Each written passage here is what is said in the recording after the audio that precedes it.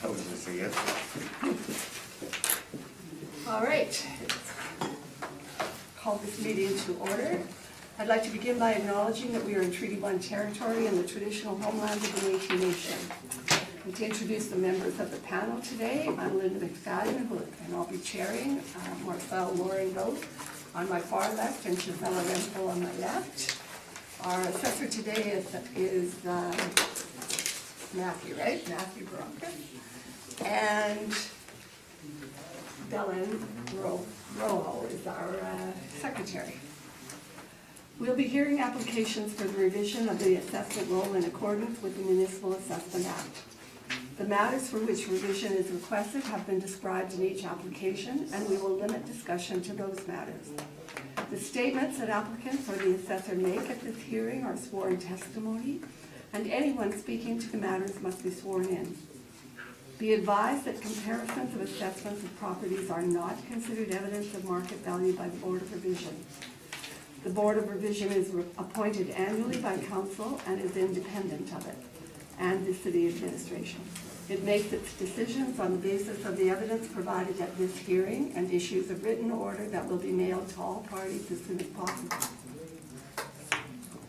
Please note that the Board's decisions with respect to an application may be appealed to the Manitoba Municipal Board if the matter pertains to assessed value or classification, or to the Court of Queen's Bench if the matter pertains to the application of exemptions from taxation. Should you wish to appeal, information on how to do so will be included with the Board's order. With respect to the hearing process, I will confirm the matters to be addressed with each applicant following the swearing in.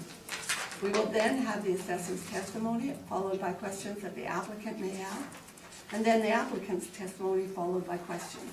Each side will have an opportunity to summarize if they wish. Once all the evidence about an application has been brought forward, the applicant may leave. The process will repeat for each item on the docket today. The session will close after all the applications have been heard, and the Board will deliberate in private and make its decisions. You will receive the order by registered mail as soon as possible. As information, all public hearings are recorded and will be part of the public record. You would swear them in, please.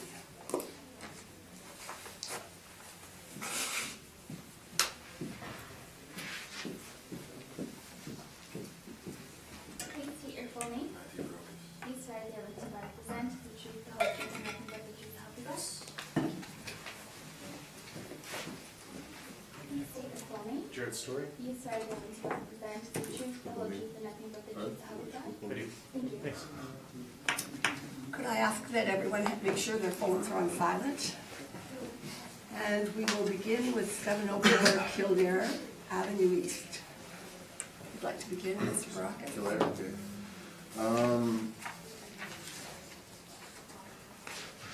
File number 19-2915, roll number 09001300500500, 704 Kildare East.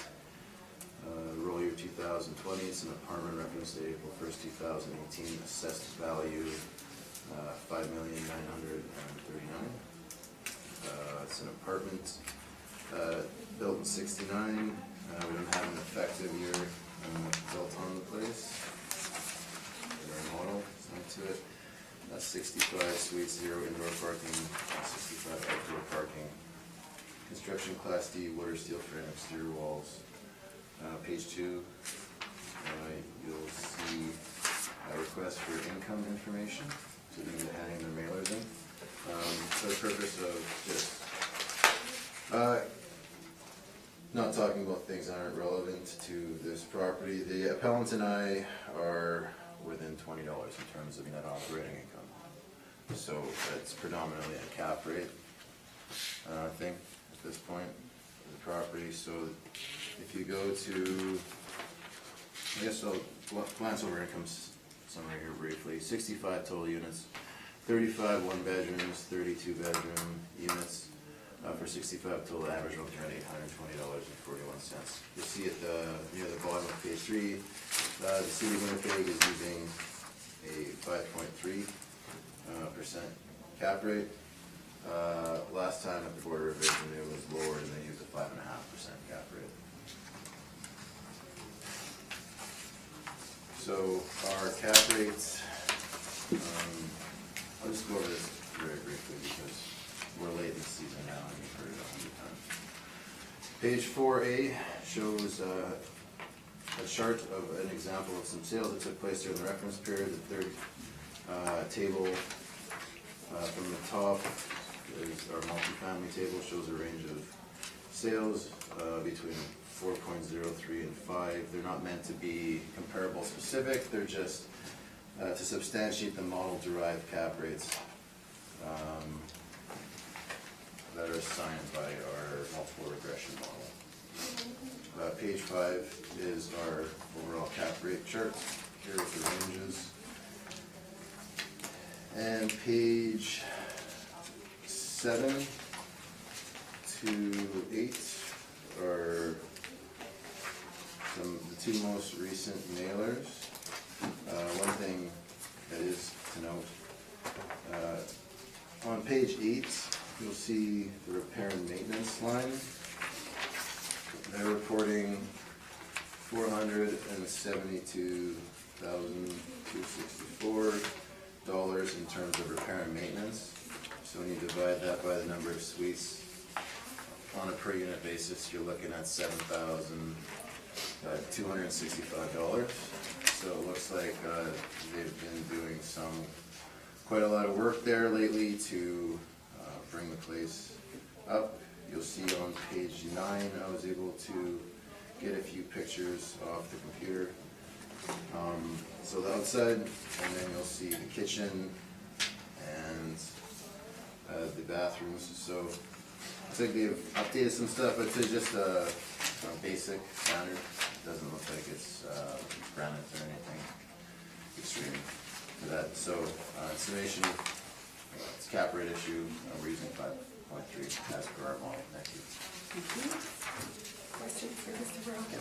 Thank you very much. Okay, have you visited this site? No, I have not. Okay. And again, we are very close on our NOI, so let's keep the discussion. The cap rate, the actual year built is 69, effective year is 69, so the structure is 50 years old without any substantial structural renovations that the city's aware of. Is that correct? As far as I know, yes. And would you agree that that's likely getting closer to the tail end of the useful economic life of this asset? I mean, I don't know what they were spending all the money on exactly. Looks like they are taking care of it. Okay. I wouldn't say that it's near the end of its useful life by the picture. Would you agree, though, that then that as these assets age, that generally the carrying cost, the expenses would go up closer to the tail end of the life cycle of an asset like this? You'd have to do work to, left alone, yes, it would deteriorate, and then you gotta keep up with it, and if you do like a big reno all at once, then the cost to carry would drop again, but then it again would continue going up as time goes by. Do you think older properties tend to carry more risk than newer properties? Older properties? Yeah. I mean, there's a lot of variables that go into that. Okay. I mean, some people see older properties they can buy and renovate as an opportunity. Right, okay, that's what we're talking about, fee simple interest in the rents in place here. Get to that. And again, so this is, you've seen photos of the exterior, so it is stick frame construction with a brick veneer? Yes, that's what I've seen. And then that would likely, Class D construction would lead to higher expenses as well, would it not, versus say masonry or? I haven't seen any study in regards to that. Okay, all right. Now in terms of your income value summary on page 3, are all of these inputs modeled? Yes, looks like it. And nothing's been overridden, as far as we can tell? As far as I can tell. Okay. All right, that's fine. Now we've spoken about this quite a bit. I'm sure everyone's heard that we are disputing your first 3 cap rate inputs based on the fact that they were purchased for the intention to renovate, and they represent an atypical motivation. They weren't purchased for the income in place. So we have rebuttal evidence here that I'd like to submit into evidence, if I may. So with that being said, the only one that we're really looking at is Ward. Would you agree that 333 Ward is far superior to our subject? I think it's a different kind of investment. It's newer, it's in a different area. I'd say the first three are more similar in terms of the character of the neighborhood. Okay, but those were purchased with the intention to renovate, correct? Well, I mean, on Roche, on their mailer, they declared they're gonna have 100,000 worth of renos, which is roughly 2% of their 2.5% of their overall sale price, so, And did they give you an indication what the long-term plan for redevelopment is? no. All right, you've included the broker studies here on page 5. Is it safe to say that this is likely a low-rise B in the minds of the brokers? Laura, I'm not sure how they categorized it. I know that they've had some good years here, looking at yours with some low rent, so it looks like Okay. there's some strong demand. So when we look at the broker studies. Low vacancy, pardon me, that's what I meant to say. Low vacancy, okay. Low rents, low vacancy in general. A low-rise B, that, I think just based on the age alone, would likely be looking at a B. I'd just like to suggest here that you've included the broker studies, and they would say that this ought to carry a cap rate of no less than 5.75, 6% presuming it's investment grade, correct? I wouldn't agree that it's a B, looking at the pictures. It looks like they have low vacancy.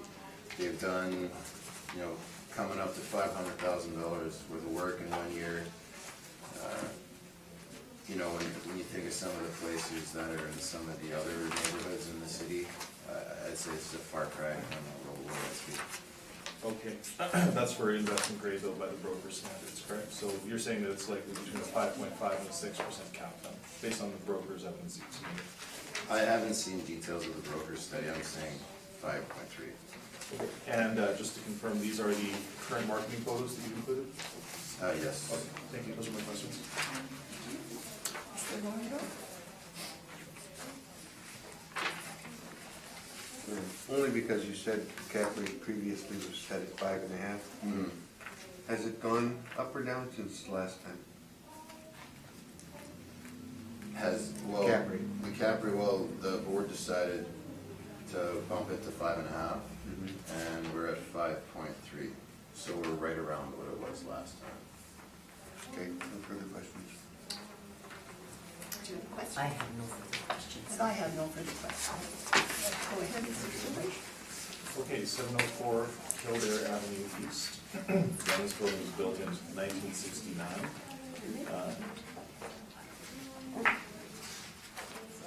Sorry. Did you have rebuttal evidence? I'm sorry. Did you want to hand that out? Yeah. Shall we deal with that now, or do you want I to wait think until we the spoke end? to it. Basically, we have an ongoing discussion of the Oh, first okay. three All right, thank properties in the you. capital. Sorry, I missed you saying that. It's okay. Just to clarify, the first three inputs that the city's used in their cap rate study were Correct. permission to renovate. Correct. And this is our evidence showing that that's not appropriate. Thank you. Okay, 704 Kildare Avenue East. Again, the building was built in 1969. It's 3 stories, 35 one-bedrooms, 32 bedrooms, and I would suggest that this building has a twin building directly right next to it, effectively, and they do have some shared common walkways, and so it would likely, I haven't adjusted for this in my valuation, but you would have a benefit in owning both of them, and it would likely be, would not be desirable to own one and not the other. They share some parking areas and some access points, as well as the front walk. So, and that's apparent in my page 2. You can see, here's our subject. You can see it's oriented towards an internal courtyard. It's a twin building, it's right next door, and it's the mirror image of one another. So this is the south side of Kildare. It's a corner of Wood Lake and Kildare Avenue. This is Transcona. Effective age is 69, of course, and the present use is a multiple family residential building. The site size, according to the City of Winnipeg records, is 1.4 acres, and it is zoned RMFM. Okay, so in the grand scheme of things, we're effectively disputing the capitalization rate. The city has modeled a cap rate of 5.3%.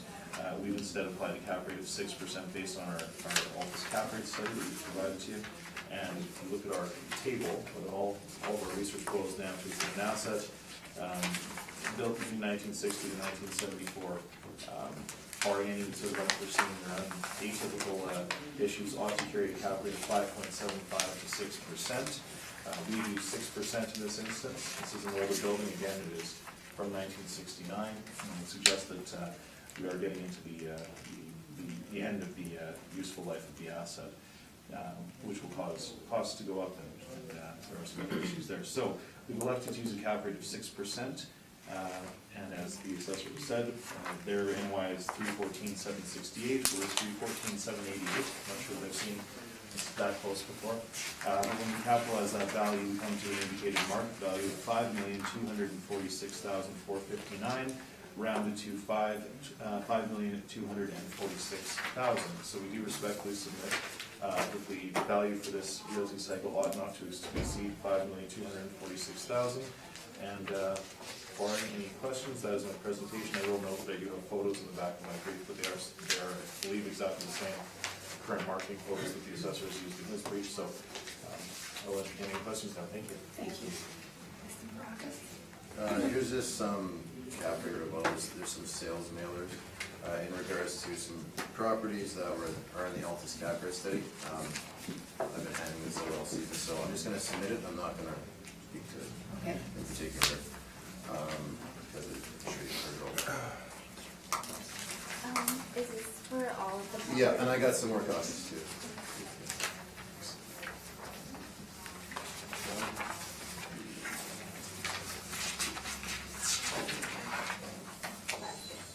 That's good.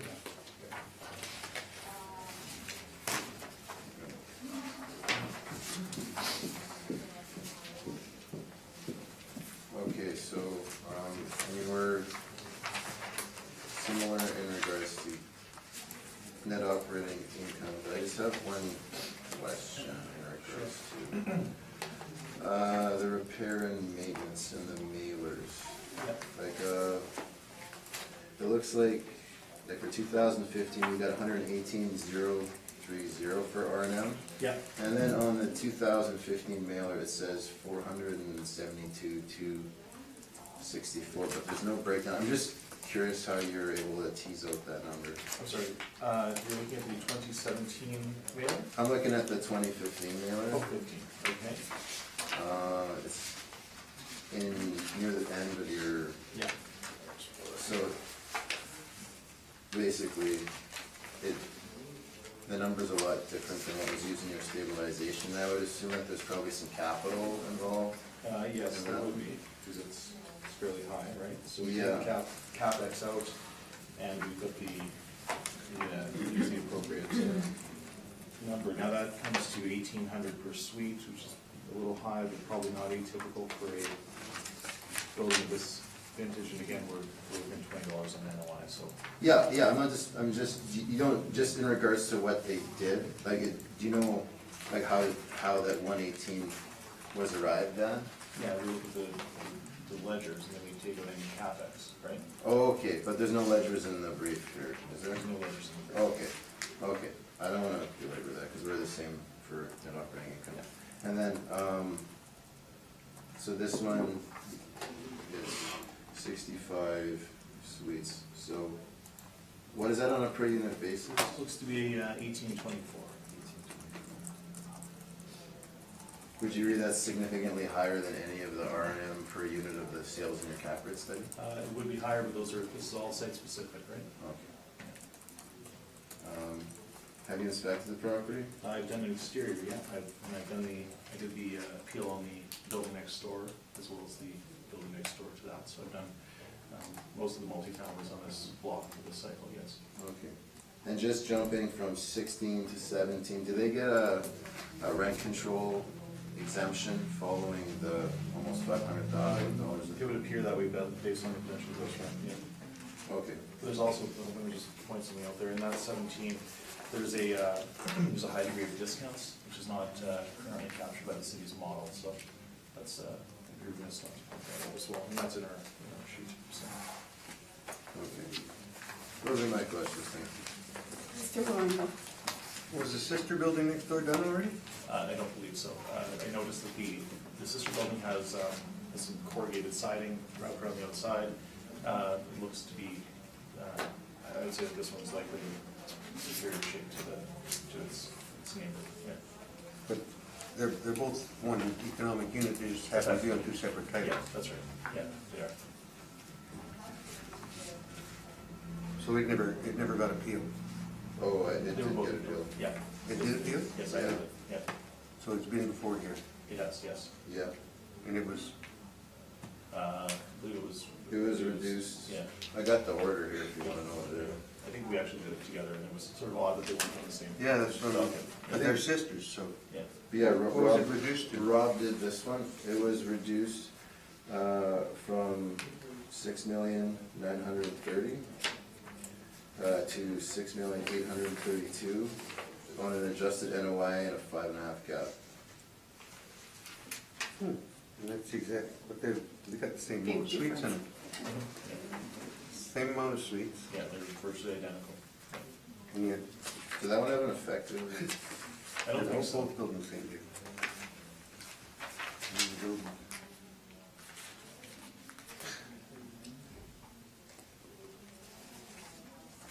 I don't think there's a variant on that one, I think they're both 69, from what I recall. They're both 69. Yeah, We got higher rents on this one. On 708. This one's had more renovation work done inside, yeah, correct? that's right, yeah.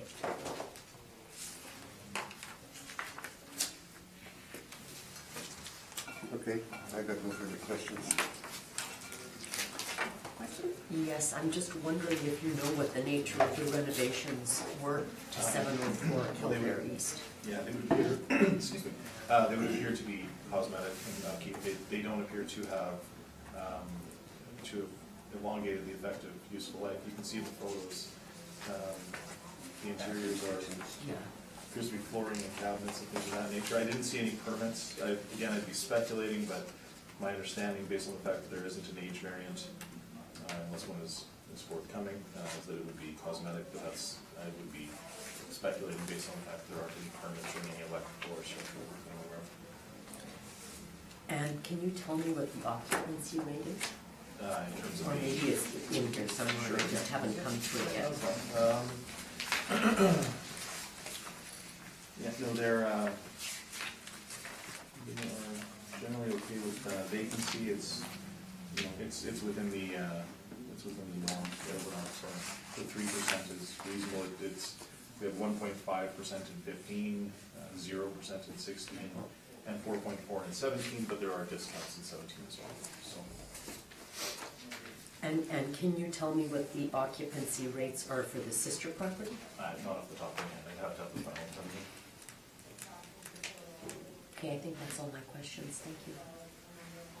My only question would be why the model would pick out something so drastically different for two sister buildings when they're model driven. I don't have the notes on it, like Rob just noticed today that I have this one. What's the expense ratio? Same expense ratio.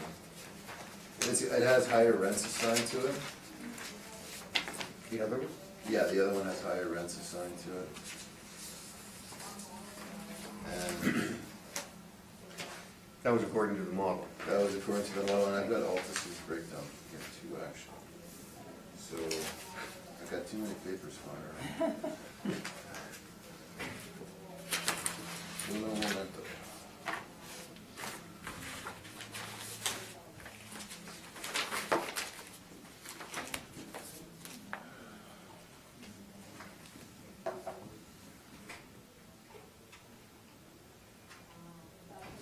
So Altus listed the 2017 potential rents for 708 Kildare as 705, 395, with 17,000 in discounts.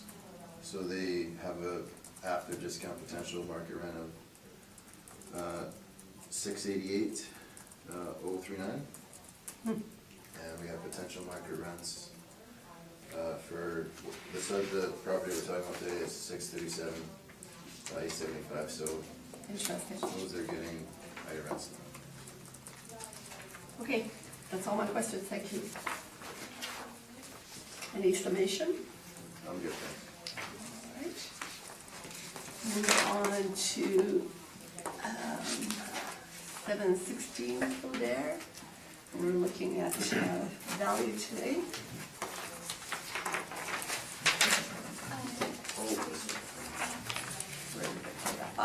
points of appeal. Yes, no, we're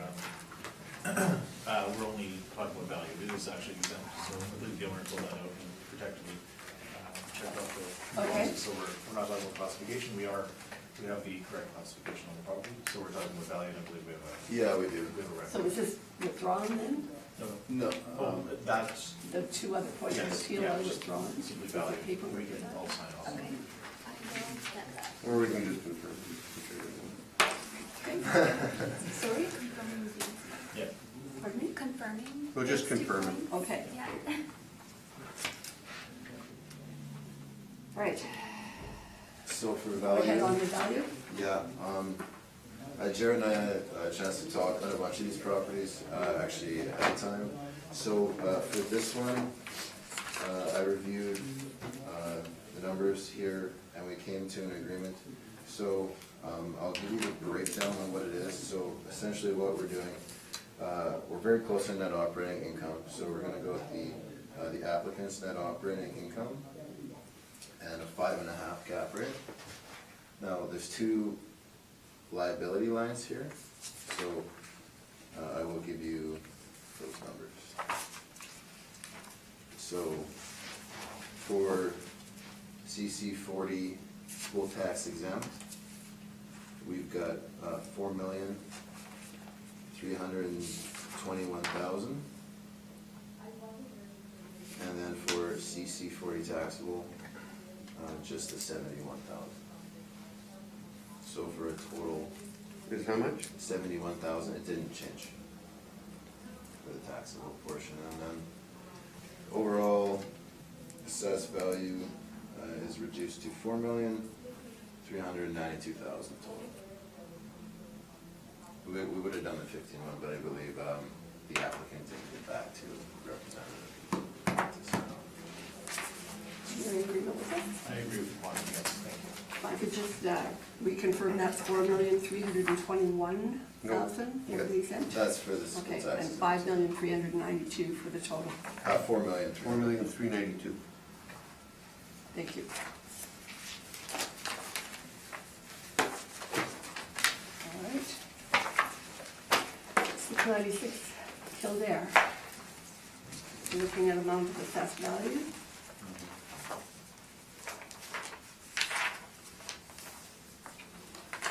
Are you ready?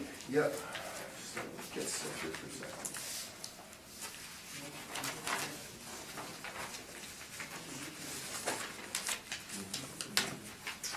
Okay.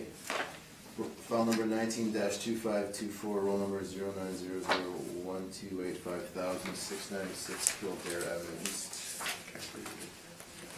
Roll number, roll year 2020, April 1st, 18 reference date assessed value of 4,895,000. It's an apartment on Kildare, 69, 45 suites, 44 outdoor parking spots, construction, Class C masonry brick walls.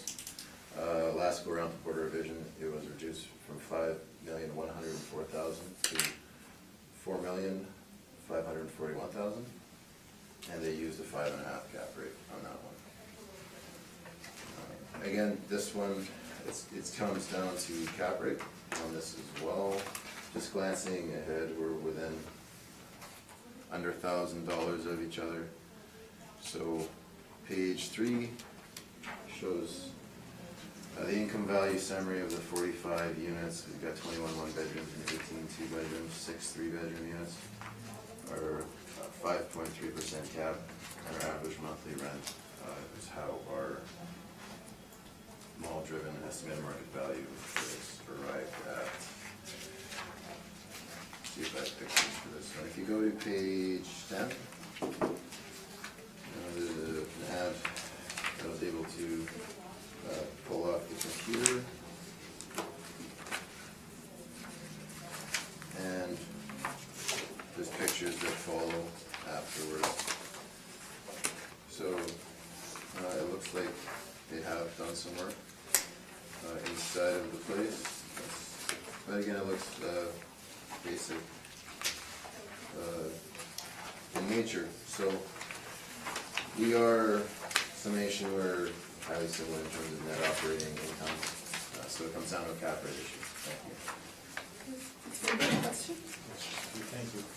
Okay, so we can agree that the conditions in this building are what we're calling basic or Well, utility? I mean, the upgrade, the kitchen looks nice, the bathroom countertop looks pretty utilitarian, but I mean, the kitchen and the backsplash looks good.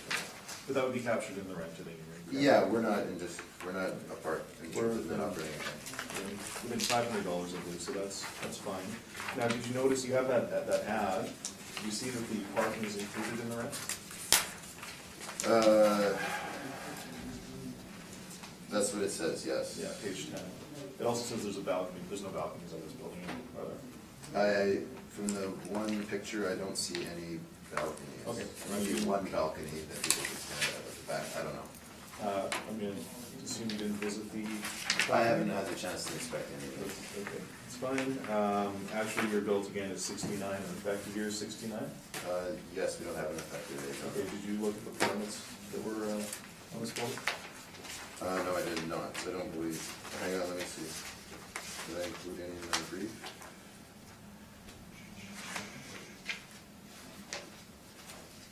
Permits, that'd be permits in that brief, no? Okay.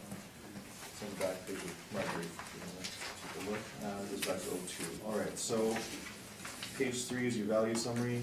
Again, are these all modeled inputs? Yes.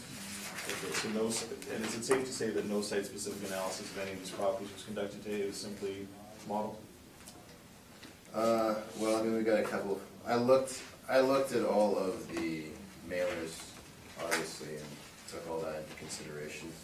We'll have to answer that question as we get there, I don't remember them off the top of my head. Okay, that's okay. Now, same question, is a 5.3 cap, do you think that's appropriate given the brokerage studies you've included here? Yes. You do, okay. All right, and I think that is, that's my, those are my questions, thank you. Any questions? Miranda? Question? I have no questions, thank you. And I have no questions. So, 696 Kildare Avenue East, we have property, this is very close to the one we just looked at. This is south side of Kildare, and again, the southwest corner of Kildare and Woodbury, that's Transcona.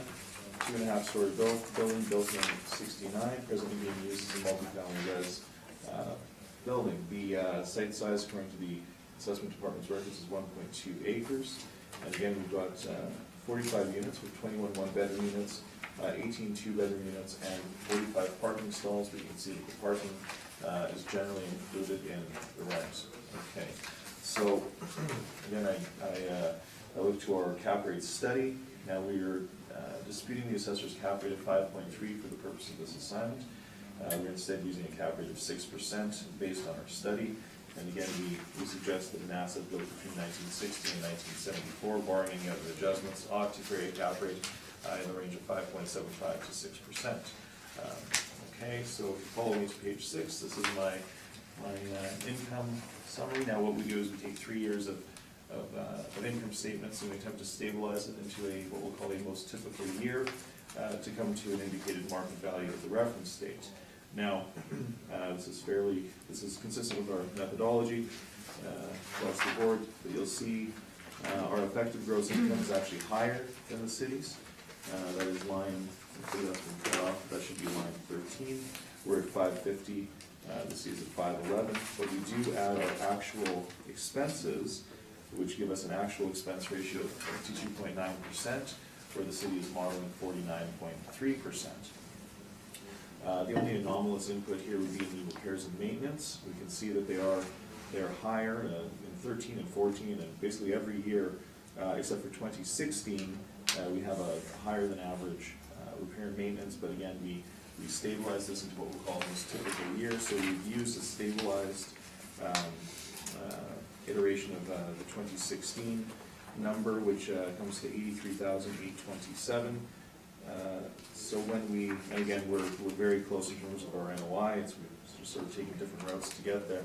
But when we capitalize our NOI of 258,976, With a 6% cap rate, we come to an indicated market value of $4,316,273.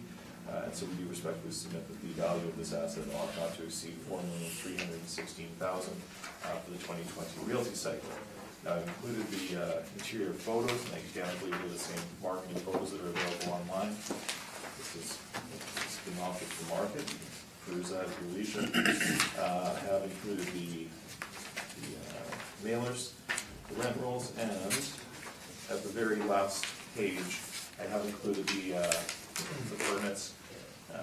Now the sort of odd, we've got a permit in 18 with replacing it's a 100 amp panel, that's an 18, but everything before that is in 2012, going back to 2002, and it appears to be mostly rewiring and electrical work. So those are the permits that we have. Again, we suggest the value ought not to exceed $4,316,000 for this realty cycle.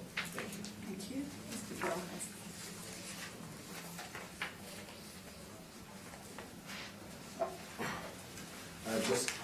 Just another question. We're pretty much the same in terms of net operating income, so it's a cap rate. But just going to your page 6, I just noticed that some of the figures indicated in the repair and maintenance column don't match what was on the mailer submitted to the city. So how were those numbers arrived at? Now, these ones aren't that much off, actually. And the numbers that we have here are lower than what's on the city's mailers? Yeah. Right. So, Again, we've removed CapEx, right? okay. Do you have any breakdown or anything? No, I don't have that here today. Okay. We have stabilized that, so we're certainly not using 160,000 or whatever, we're using 86, which is, one second, just so that's, again, 1,800 per suite, and that's basically, I think, in the last asset that we looked at, exact same vintage, right down the street, we're at 1824 a suite, we're at 1862 here, that seems reasonable. Those are my questions, thank you. Questions? No questions. No questions. I have no questions. Let's take a quick Okay, 2-minute break. certainly. Good. Take a break. Thank you. For my lunch. Okay. Call the meeting back to order, 663 Jefferson. When you're ready.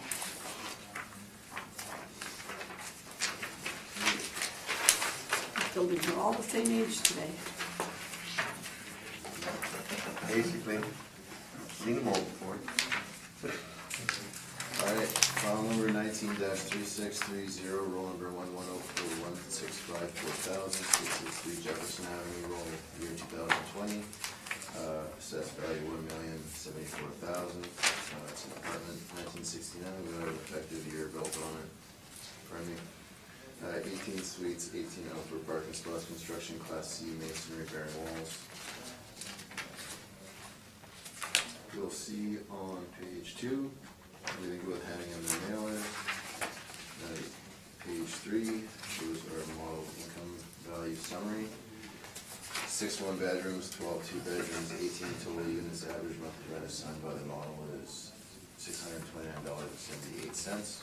The model parameters, and again, our 5.3 cap rate comes up to an estimated market value of $1,074,000. We're close in terms of net operating income, but we're not exact. So I'll go through our comparables right here on page 4 are just properties in the area.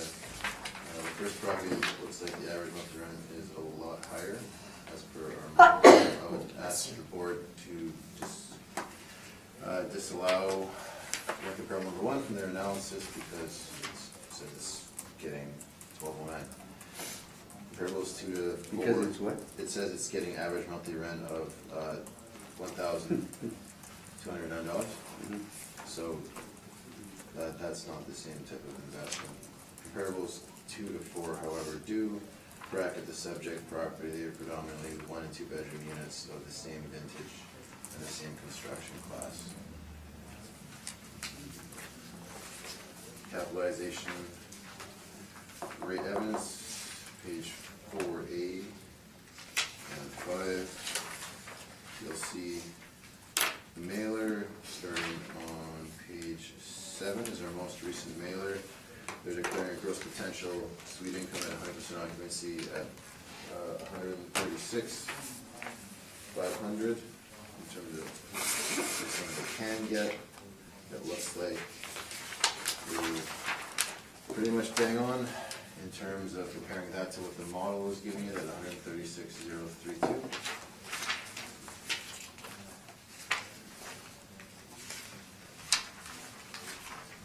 So if we're a bit on the rent, the income and expense mailer here is shown on page 9. And there's some pictures that follow. Well, oh, sorry, there's not pictures, there's an ad. I couldn't find any pictures for this property. It says about Park View Court offers affordable living in a convenient location, Jefferson Avenue, Garden City. Park View Court is just blocks from many good shopping, dining options, park, schools, and more.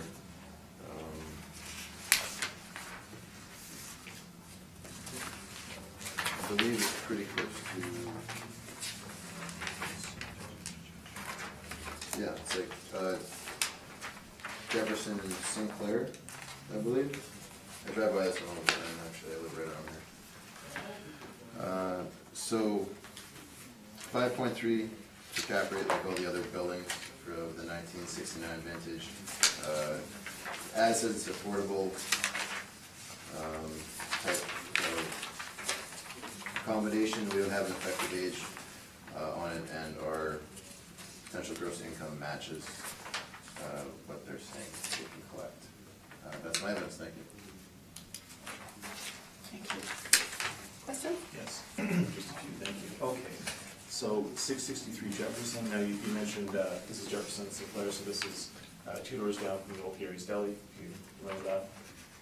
I believe there's a deli there, yeah. Well, yeah, very close to, what used to be Jefferson Junior High, and right next door is Garden City Yep. College. Okay, and then the Met School is now right across the street. Okay, so this building is built in '69. Again, no no age variant on it, so are you aware of any work that was done to extend the useful economic life? I am not. No, okay. Now, again, this is a 50-year-old building. There are 12 outdoor parking spots, though, correct? It says 18 here, but I believe there are 12. 4 and then 8.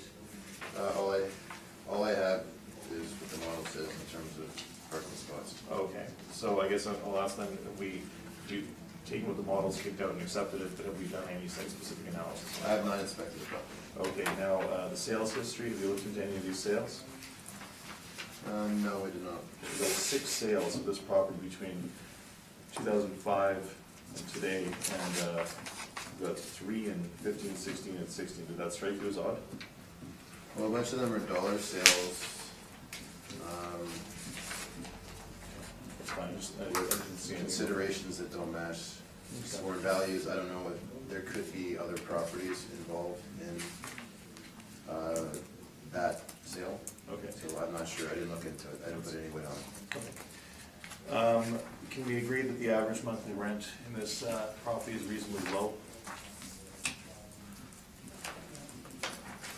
Yes. And it's advertised as a discount or as a value proposition by the owner. He said it's an affordable place to live. Now, I also recognize here that the model is suggesting that the expense ratio is higher than what we typically see. Is that correct? Well, we actually have this one down lower in our model in terms of income equality Okay. to ensure that the type of rent that's spit out is accurately reflecting what they're actually submitting to us as them being able to collect. Okay, so one of the major parts of the cap rate, what makes up the cap rate is the durability of the current income stream and whether or not we think it may appreciate over time, right? So if we look at these inputs, does it not seem inappropriate that we have such a high expense rate and such a low monthly rent rate, but we don't have any adjustment to the cap rate versus some of the other units that we've seen that have seen some renovations? Does that not seem out of whack? No, what the condition is captured in the rent and expenses. Looking at the vacancy here, they're not reporting any vacancy, so looks like there's strong demand for this place. You know, a lot of times, an investor might look at this and say, yeah, I could buy this place itself, get a rental exemption. So in terms of the cap rate, I wouldn't make an adjustment. Do you think the current owner, if they could not generate more income out of this property, that they would? Of course. Yeah, okay, that's fine. I was gonna ask about comp one, that's Perth and Salter, that's gotta be a glitch in the. I think so. I think so. So the model can be incorrect, I guess. Is the- That one looks out of place. Okay, thanks, those are my questions. Any questions? What was the question you asked about the parking? Oh, I just said that I believe that there's 12 stalls there, that's what I have on my record. There's 4 on the side, and then there's the back, but it also, Monish Manor is right behind there, and they have a large parking lot, so it's, I believe there's 12, but the city's reporting 18, so, you know, yeah. And then they got green space, right? No, there's no green Is there space. green space behind No, that? there's a place called the Scissor Inn, which is right next door. I'm from the area too. But next, isn't there a green space right next to the No, parking there's lot? a place called Vanier Drive, that has a big, large stone that says Park I haven't View. seen this building up there. Yeah, it's, you know, the old Fok Choy restaurant, it's across the street from there. There's the Scissor Inn, there's a small 2-story building, and then there's the old Gary's Deli, which is now, I believe it's a pho place. That takes you to the corner of St. Clair and Jefferson. Across the street is Garden City Collegiate, which is the former Jefferson Junior High. I heard all that. Yeah. Any pictures in here? Yeah, there is. If you look at my page 2, you can see, this is Vanier Drive, right here. 1 second, let me get to the page 2. Yeah. That's, So I guess there's a little side lawn there, and then there's a parking right there.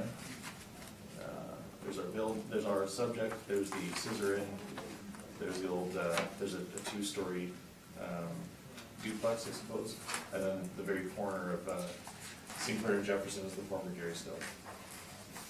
There's some more pictures on page 9 and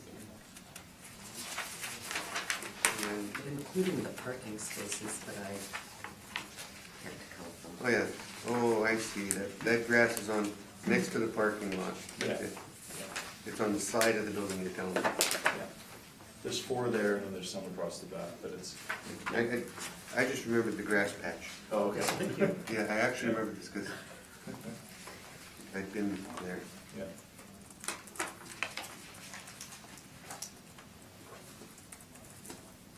Okay, I'm good. Any I'm good, questions? thank you. And I have no questions. I'm sorry that. I asked him questions he didn't do it yet.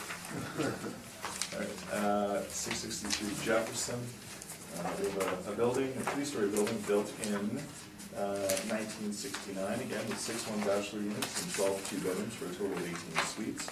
The city is suggesting a 2020 realty assessment of $1,074,000. We're requesting that value be amended to $884,000. Now again, this is the north side of Jefferson Avenue, west of Vanier, and very close to the Jefferson and Sinclair intersection. This would be best described as Garden City or West Kelowna. Okay, again, we're currently using this property as a multifamily residential building, and the total gross floor area is approximately 15,120 square feet. Okay, and then the total site size, according to the city records, is 14,250 square feet, and again, it is zoned RMFM. So as this has been the case for with all the properties looked at today, we're disputing the assessor's 5.3% model cap rate, and we are instead applying cap rate of 6%. And that's based on our study. Again, we suggest that assets built between 1960 and 1974 ought to typically carry a cap rate of 5.75 to 6%, and we've applied 6% for this asset. Now, we are, actually, I'll go through this here very quickly. We're higher than this is on my income workup. Our effective gross income is higher than the city's. We're at 148,880. They're at 131,951. Now the material difference arises when we add our actual expenses. Now the model does recognize there are higher than their typically modeled expenses in this unit or this asset. They're suggesting 56.9. Our actuals show us that 64.4 is the as the appropriate number. So our NOI is 53,045, the city's modeled 56,924. So again, the material difference comes down to cap rate. We've again used a 6% cap with our NOI of 53,045 coming to an indicated market value of the reference date of $884,081, rounded to $884,000. Now, just in anticipation of the question about R&M, you can see that we've used 18,182, which equates to $1,010 per suite, which is reasonably low. But again, this asset is being marketed as a sort of a discount proposition, so it's based on value. I would suggest. I have some photos. I've got the now famous side yard that we've spoken about on page 9, with some of that parking. It's a bit irregular, frankly. And then I have the same ad that the assessment department has included, which does reference the affordable living. Okay, and I believe I have the permits here. Let's see. Yes, I have permits at the very back page, and it says in '09 there was some Power Smart electrical work done. I'm not sure what that was, but then there's the replacement panel in 2015. So there's no age range on this building, and that seems appropriate. So again, with all those points taken into consideration, we suggest that a value for the 2020 realty cycle ought not to exceed $884,000. Thank you. You have questions, Mr. Brock? No questions. Mr. Lund? No questions. Questions? No questions. I have no questions. Moving right along, 1164 Jefferson Avenue, we're looking at assessed value. When you're ready, Mr. Brock? Yeah, that's it.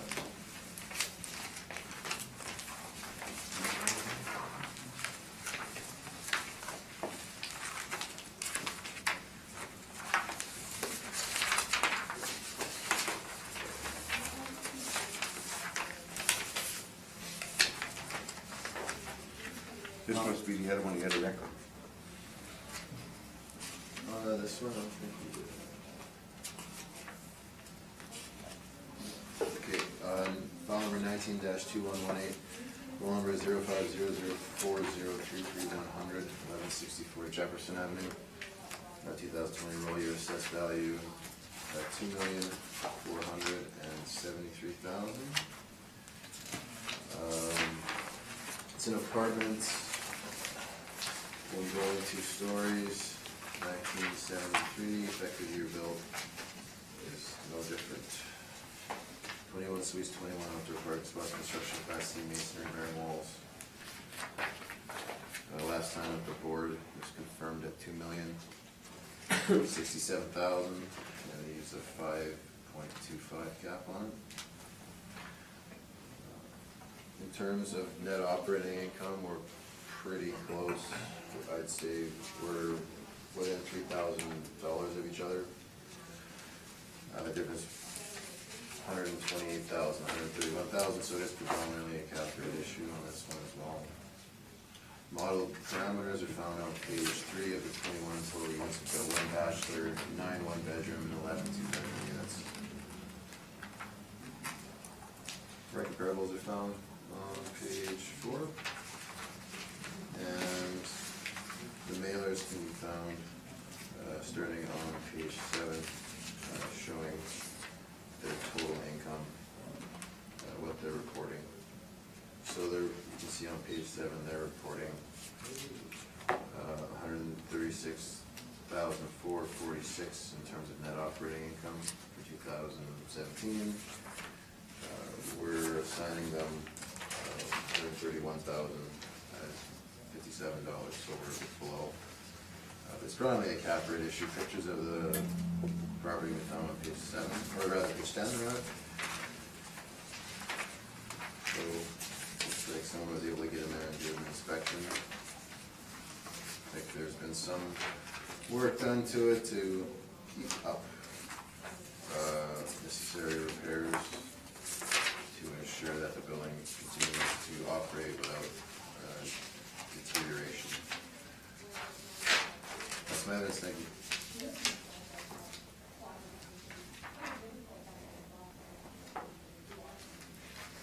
Great. Question? Okay.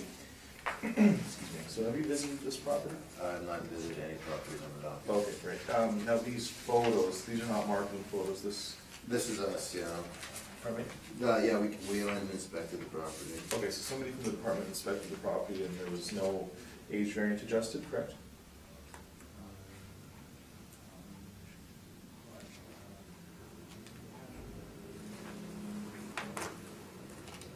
It didn't add an age variant, no. Okay, and this is what we call the, sort of the original part of the Maples, is that a fair, what you're saying?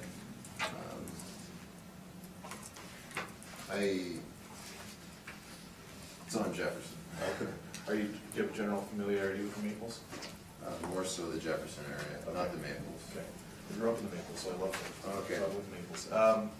Okay, now, here's what I'll ask, we're very close on NOI. When it comes to the Maples, would you say that there's a great deal of new multifamily development that's happening in the Maples, particularly out in, say, Mandalay West? Which is, it's always technically been the Maples. You know, I haven't driven around there to answer that question. Okay. Now let's just assume that there is. Now, if this building from 1973 is now competing with new rental options, do you think the obsolescence of this asset is accelerated with new product coming on stream? Based on the principle of substitution. I mean, they've certainly been keeping up with the interior. Like, when I look at the pictures, I don't see, the interior suites to me don't look like 1973. It looks like finishes you might find in a newer building, so I wouldn't say so. Okay. We're pretty close to the Jefferson and Shepherd, which is a 7-Eleven in the Maples that we all know, so I would suggest that some of the new product coming on stream is higher quality, and if it's, I suppose if we're talking about cap rates, do you think that a next prudent purchaser would see the potential for appreciation in the rents in this building, or do you think we would see a depreciation based on the age and the fact that it's competing against brand new product? Okay, sir, can you say that again? Yeah, so if I'm a purchaser and I'm looking at this asset, and I'm looking at the multifamily universe, particularly in the Maples, or generally just in the northwest quadrant of the city, I'm gonna say, okay, this property is from 1973, sure, it's maintained to a standard, but if there's all this new product coming on stream, very, very close by, in, say, the Mandalay West area, for example, does that give me a sense of trepidation or a sense of confidence in terms of the potential for the rents to be appreciated? Well, I mean, you're reporting 0% vacancy in 2017. It looks like they got a pretty good bump going from 15 to 17 in terms of their potential. Okay. So it looks like demand is strong for this property. I'm looking at an in-place income with a 45% expense ratio. It looks like it's in good condition. So while chronologically it might be 1973, it sure shows and performs a lot better. Okay, those are my questions, thank you. Any questions? No questions? I did have one question, and that is, do you know when these photos were taken that you presented? Yes. 2000, the notice, aspect of the property, June of 2016, it says the work was done between fall of 13 and fall of 14. Just in terms of the date. That's it. And I have no questions. Okay, thank you very much. Okay, 1164 Jefferson Avenue. Again, this building was built in 1973. We have 1 bachelor suite, 9 one-bedroom suites, and 11 two-bedrooms. The assessment department is suggesting a value for this realty cycle of $2,473,000. We are requesting that value be amended to $2,137,000. So we are on the south side of Jefferson, so this is east of Marnie and Jefferson. That's, again, built in 1973. Presently being used as a multiple family residential building. The set size is 25,186 square feet, zone RM1. Okay, now, we are once again disputing the assessor's capitalization rate of 5.3%, and we are suggesting that an average vintage ought to carry a cap rate of no less than 5.75, and more likely up to 6%. So for the purpose of this assignment, we have applied a rate of 6%. Now, go through my income work up here. We're basically right on range with the model. In terms of our effective gross income, we're at 236, they're suggesting 238. When we apply our actuals, in terms of expenses, we're very close. The city's using a 45% modeled rate. Our indicated expense ratio based on actuals, once again, is 45.9%. So the material difference here becomes the cap rate. So the city's using 5.3, we're suggesting 6%, giving us an indicated market value of $2,136,616. So we do suggest that a value of $2,137,000 is more appropriate for this cycle. Now, I've got some photos of the area. You can see this is a number of apartment blocks down here. This is Shepherd and Jefferson, which is the 7-Eleven, sort of a landmark. There's there's some brand new construction that's gone up for multifamily. That was a vacant lot for many, many years. There's an older 2.5, 3-story walk-up, which is basically the same as the subject, and this is all in one line. There's a number of rental options, and the Maples that are side by side, duplexes, row houses, apartments, and there's more and more product coming on the screen. Now, I've included the permits, and again, there's some plumb building alteration that was done in 13, some rewiring, basically rewiring in 13 and 14 as well. So, with all those points taken into consideration, we believe that a cap rate of 6% is more appropriate. And again, we respectfully submit that the value of this asset for the 2020 season ought to not exceed $2,137,000. And again, just to address it head on, the R&M per suite is $1,388 for this asset. So, barring any questions, that's my presentation. Thank you. Thank you. Do you have questions? No questions, thank you. Mr. Lloyd. Go here first. I'm wondering if there was a problem with the wiring, with the electrical in this building. It seems there was a lot of rewiring that was done. Well, okay, hold on. Changes plug switches. Well, it looks like they changed an old panel to a breaker panel. So I'm not sure if there was a problem. They rewired the parking lot fence. That doesn't look to be terribly concerning to me. That just looks like upkeep or modifying some of the older systems to something more modern. That's how I would see that, but I'm not sure. Okay, that's all my questions. Thank you. Back to I've you. got no questions. No questions? And I have no questions.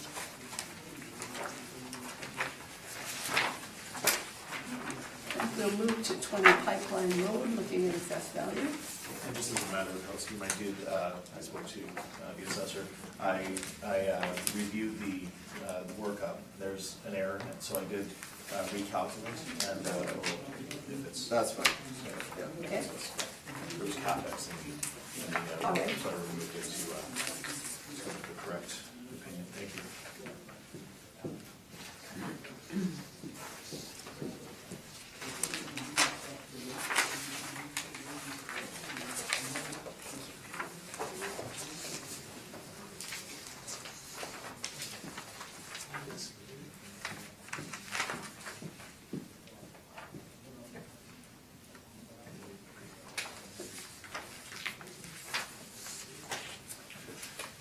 Are you ready?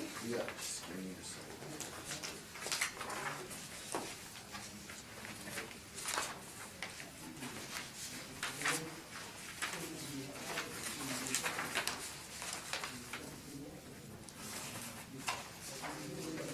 Okay.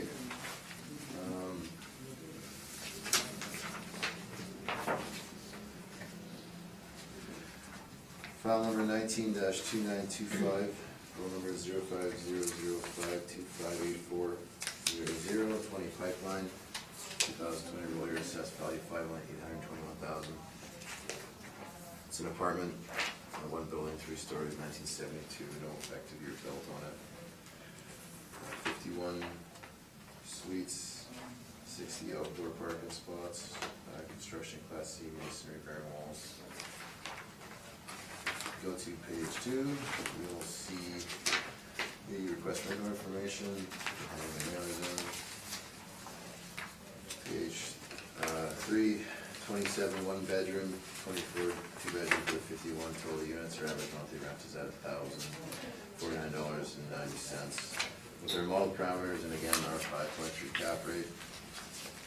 Estimated market value, $5,821,000. Last time with board revision, it was reduced from $5,512,000 to $5,262,000, and they used a 5.5 cap. So similar to what we're sitting on now.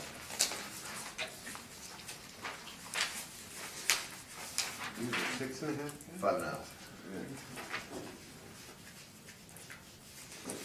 We've got our rental comps here on page 4. Average bracketing the subject property in terms of average monthly rent. They're all 1 and 2 bedroom units, construction class C, masonry bearing walls with similar effective year builds applied to them, gross floor areas, etc. So that looks like they're pretty strong comps. Our cap rate evidence, page 4A and 5 that we reviewed already. So we've got our mailer here on page 7, showing net rentals of $623,868. Our effective gross income is $623,263. So it looks like we're almost bang on in terms of the money that they're getting. This one has 51 suites, so when you look at the repairs and maintenance, we got 123, 43, divided by 51, so that's 2419 per unit, which is a lot higher than what we typically see, particularly if you look at the properties and also this cap rate study. If you go to page 8, that number is even higher. You go 142, go 26 divided by 51, that's 2784 per unit. And then if you go to page 15, 184,093 divided by 51, that's 36,09 per unit. So it looks like they're doing work that looks to be above and beyond what we typically see. Then I have pictures, the remainder of the property, looks like there's some new cabinetry in there. These are the marketing ads from the internet. So because there's atypical R&M, I didn't make an adjustment to property. Looks like we're good in terms of effective gross income on it, and our cap rate is highly similar to what was used when it was reduced last time for board revision. So no change on this property. Assessed value $5,821,000 rounded. Thank you. Thank you. Yes, thank you. Okay. All right, so I guess my first question is, now you said you haven't visited any of the properties on this market. Are you generally familiar with this property though? Not any more than I would be any other one. Okay.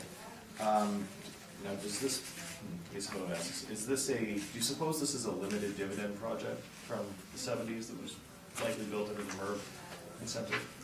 Can you define that for me? Yeah, so in the 1970s, the late 1960s, there was a fear that there was going to be a shortage of housing in North America, so the federal government incentivized builders to create multifamily residential, but they did it under such an agreement that only allowed them to return X amount of profit, or combined amount of profit. They're called limited dividend agreements, and I'm suggesting that this may be one of them just based on the, I don't know. okay, that's fine. Now again, 72 effective age, 72 actual, so there's no variance on that. That's from the city's correct. perspective. That's correct. And there are 51 suites and 60 parking stalls, correct? That's what we had, yeah. but the parking is included in the rent? Is that correct? Let me check if we got an ad here. Or maybe you got an ad, is it? Yeah. Okay, Okay, and there's no basement in this building? I haven't inspected it.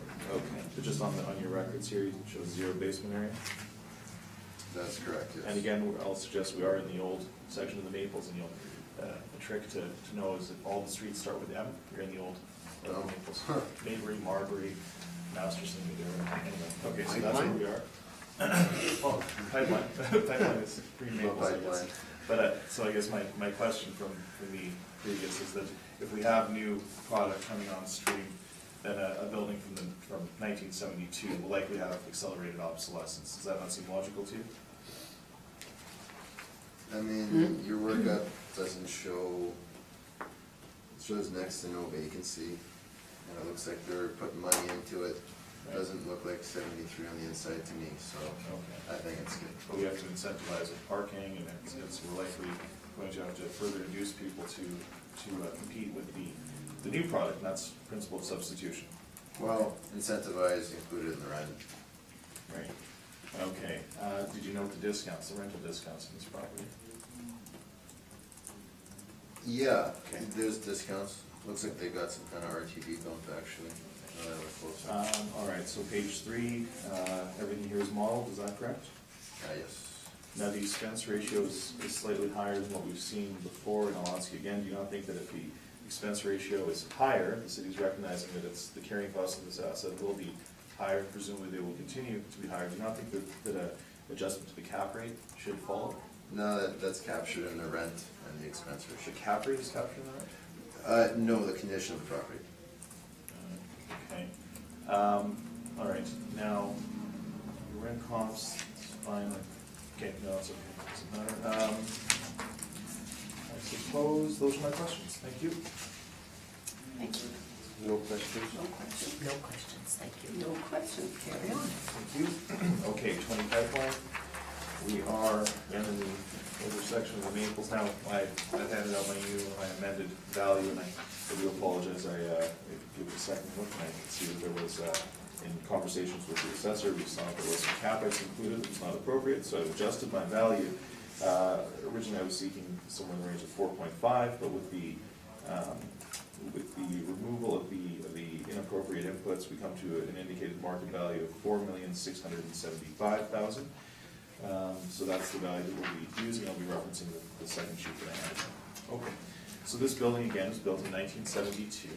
It's a 3-story structure with 27 one-bedroom suites and 24 two-bedroom suites. And again, we're at the corner of Jefferson and Pipeline. And we have 51 outdoor parking stalls, though they are included in the rent. And the site size, according to the city of Winnipeg, is 52,272 square feet. It's zoned RMFM. I do note that the parcel is slightly irregular, and the building is actually built to that parcel, so it's almost, you might call that architecturally non-conforming. I have an overhead shot so you can see what it's saying on page 2. Okay. Now, we are again disputing 5.3 cap, and instead of using 6%, if you go to my new sheet here, the actual R&M, as the assessor has rightly pointed out, was overstated on the initial submission, but once amended, comes to $1,751 per suite, which appears to be in line with an asset of this vintage that's maintained to a standard. Okay, we do recognize that there are some rental discounts in this property. There's some vacancy, there's bad debt. We have accepted the 3% that the assessors used. We recognize that we are capitalizing the vacancy into perpetuity, so 3% seems within a reasonable threshold. When we get to our expense ratio, the city is using 50.5%. We are using our actuals, which gives us an expense ratio of 54.2%. So with all these factors taken into consideration, we are capitalizing our NOI of $285.16 with a 6% cap rate, and coming to an indicated 2020 market value of $4,675,266. And we do respectfully submit that the value for this asset ought not to exceed $4,675,000 for the 2020 rental cycle. I do have some photos. I believe these are the same photos that the department has provided. These are just current marketing photos, so you can get a general sense of the condition of the interior. And we have our expense issue. And barring any questions, that is my presentation. Thank you. Thanks very much, Mr. Pearl. Okay. So did they get a RTP bump from 16 to 17? It would appear that way based on the gross rents. Okay. So, your stabilized repair and maintenance is $17.51 per unit. Yeah, that's right. Given that they did enough work to get an RTB bump, does that not seem high?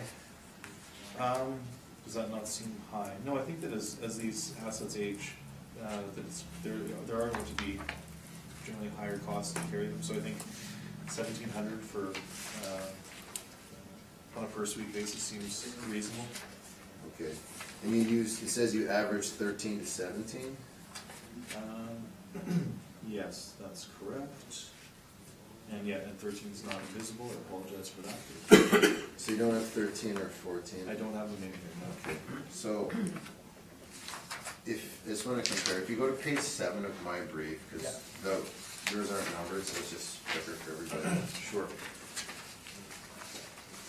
Okay. You'll see that going from page 7, 8, 9, I got the past 3 mailers, and it's got the R&Ms in descending from 17 at 123,000, 142,000, and 184,000. Right. And your numbers you included in your site-specific workup are substantially different. That's because you removed cap, I think you said? That's right.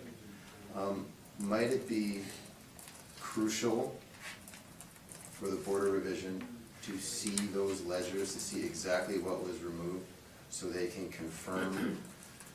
Because all the Board of Revision has in terms of what the property owner has submitted is repairs and maintenance at a number much higher than what you're using in your report. Sorry, are you asking if it's crucial for the Board of Revision or for the assessment department? Well, for the Board of Revision, in making their determination to see mathematically how these numbers were determined, not just, oh, we removed cap, but we don't have any documents. Yeah, it would be helpful. Yeah, more information is always helpful, to be certain.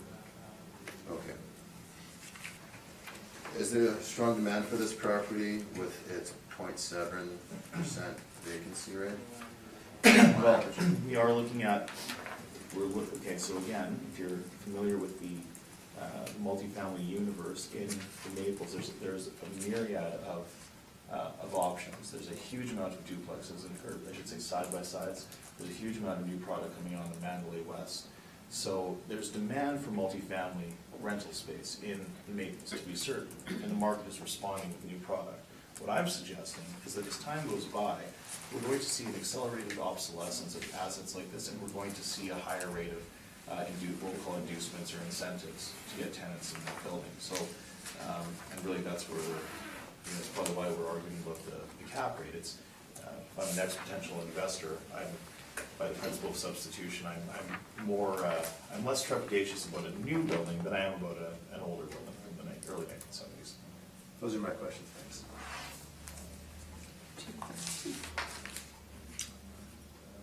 You came up with 52, I guess it's probably irrelevant, but just for the record, your page 2 shows 52,272 square feet of property, and the city's got 50,000. You said you used the city's number.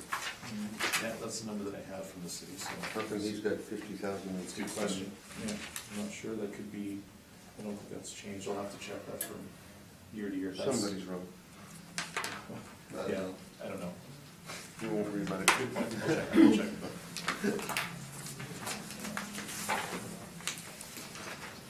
Come back.